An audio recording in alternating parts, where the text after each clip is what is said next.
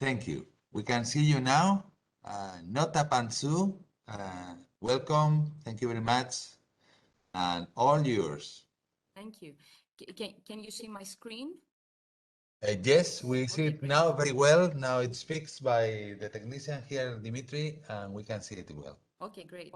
Good afternoon, and it's great to be with you here today. And this is a really interesting conference, really interesting talks, and thanks for the invitation. So I'm Nota Pantzou, and I'm going to talk about the Parrhasian Heritage Park in the Peloponnese, whose designation is underway. Before presenting our team's planning efforts, I would like to clarify first. I would love to clarify first the term heritage park. A heritage park is unique in Greek park terminology and legislation because it encompasses a full range of typical park classifications, including archaeological, scenic, underwater, recreational, and cultural features. It also does something that is not typical for parks. The boundary encompasses the towns, villages, agrarian areas that surround the major natural and cultural resources in an area. In doing so, it enables these communities to benefit most from their own surrounding resources. This type of park is also different in that the local community itself leads in managing the park. Typically, especially in the US, a local organization is formed made up of people from the region, including residents, business owners, farmers, as well as representatives of local, regional, and national government. In addition, a heritage park does not only protect the physical resources and landscape character of an area, but also serves to promote traditional ways of life, local festivals, locally made products, and strengthens local identity.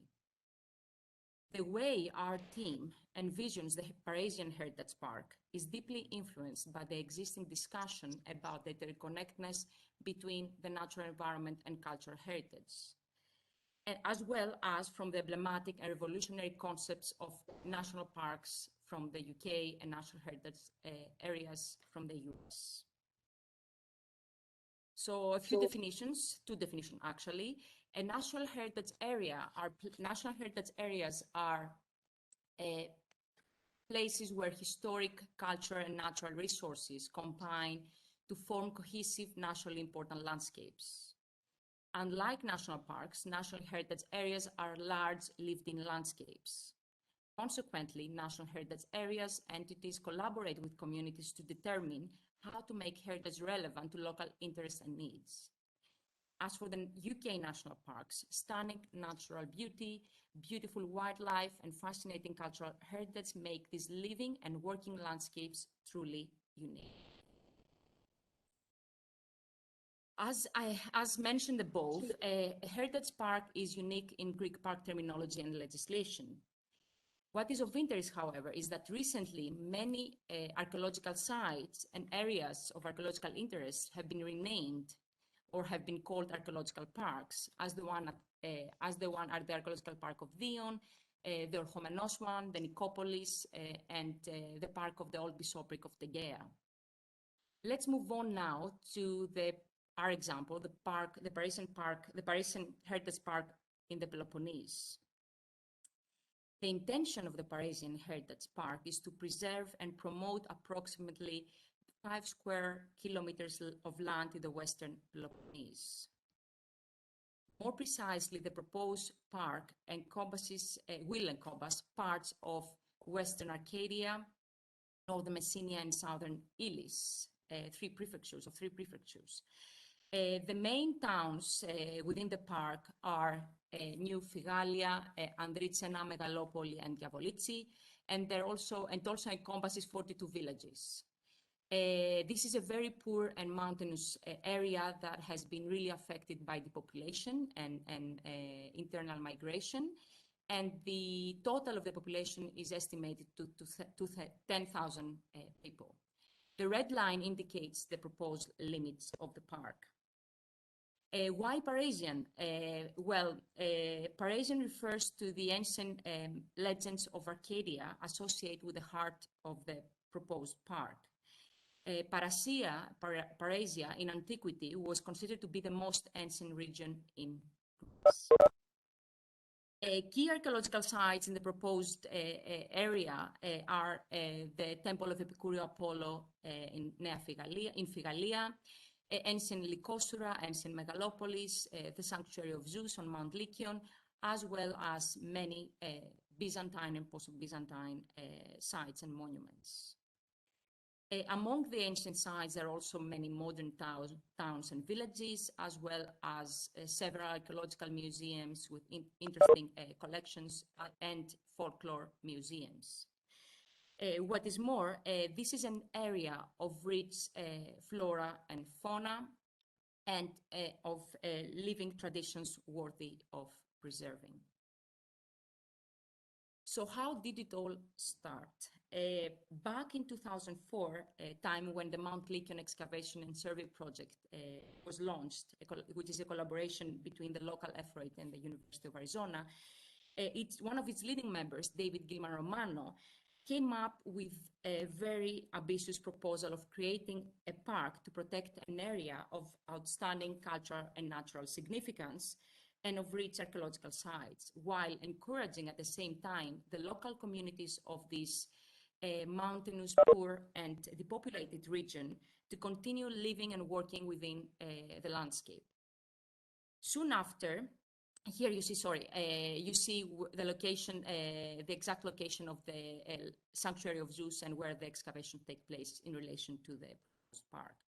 Soon after, a park planning team was formed consisting of archaeologists, landscape architects, geologists, and surveyor engineers. Here you see from left to right, David Gilman Romano, Mary Voyagis, Anna Karapanagiotou, the late Kostas Kassios, Mark Davidson, George Davis, Dimitris Papakonstantinou, and myself. So what is the goal of the Parrhasian Heritage Park? The goal is to sustain an area of cultural and natural significance while encouraging local communities to continue and live and working within the landscape.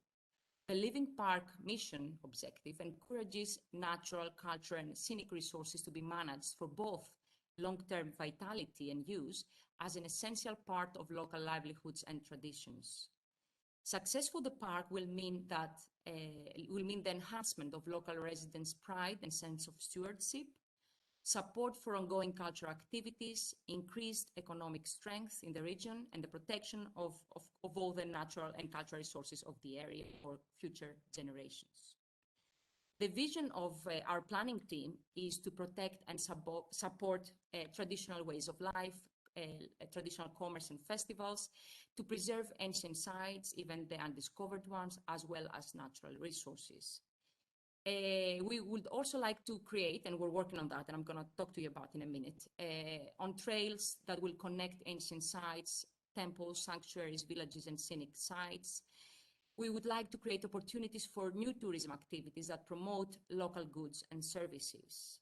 And last but not least, to help establish archaeological museums, cultural centers, and educational opportunities.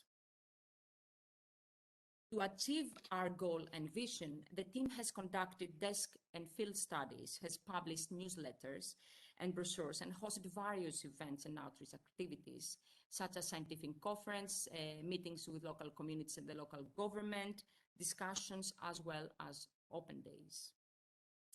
Beyond studies and communication activities, while the designation is still pending, the team has also endeavored to find concrete ways to achieve some of its goals. We chose to focus in particular on the creation of a network of trails, of paths, that will link modern villages with ancient towns and scenic places. This is an opportunity, we believe, to protect local communities' traditional lifestyle, to promote sustainable tourism and provide new recreational opportunities for the general public as well as for the community members too. The vehicle to create these trails and set the example is the Parrhasian Heritage Park Field School that has been running since 2011 for the past 10 years. The aim of the field school is to train Greek and American students on how to design and manage heritage park. apart from carrying out all kinds of studies on the local history, the local landscape, and ethnographic, as well as archival and architectural, we've been involved in the designing and the setting up of trails.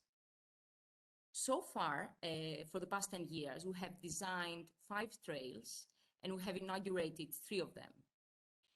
What is more, we have assisted teams of locals with the designing of their own trails, and we have also helped with the clearing of all trails. What is of interest is that when we first launched the project, there was some disbelief about the benefits of trails.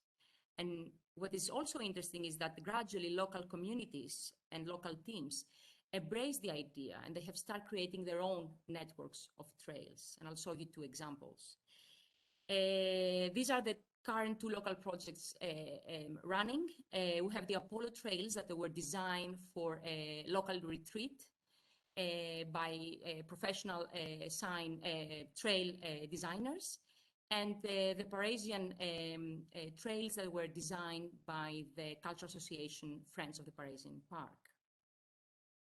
And honestly, this is really encouraging and inspiring for our team and seeing the impact of our efforts. So for 10 years now, since the team launched the Parrhasian Heritage Park Field School, there have been ups and downs, but we have learned that community involvement can build community resilience and stewardship. And this is key to achieving local sustainable development and ensuring the sustainability of cultural and natural resources. As David Gilman Romano, one of our leading members and the man behind this idea, stresses, this is not our park, this is your.